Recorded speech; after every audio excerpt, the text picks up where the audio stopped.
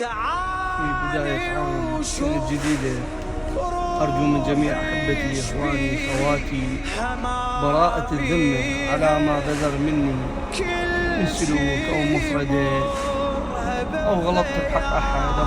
أرجو العفو براءة الذمة أمام الله وأمامكم، وأنا باري ذمة إلى جميع أخواني أحبائي أقربائي أصدقائي. خاف بذرت مني كلمة بسوء أو قصد بغير قصد، أرجو براءة الذمة منكم، وأنا أبارككم الذمة، ويا رب عام جديد علينا بالخير والمحبة واليمن والبركات بحق محمد وآل محمد، وحسن عاقبة خير إن شاء الله يجعل علينا رب العالمين، وأن يغفر إلى موتانا والدينا أخواننا اللي فارقونا، آبائنا أصدقائنا شهدائنا الأبرار اللي عايشين بفضلهم، اللهم يرحمهم برحمة واسعة، وكل عام وأنتم بألف خير.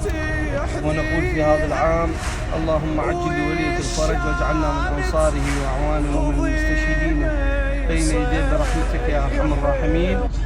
إخواني تصافحوا واعفوا عن من أساء في حقكم أو خاصمكم، الدنيا ما تسوى صغيرة، نعفو، الله غفور رحيم، نعفو ونسامح، وإن شاء الله الباقي على الله عز وجل. كل عام وأنتم بألف خير وبصحة وسلامة، سنة 26 يا ربي خير وبركات على الجميع إن شاء الله.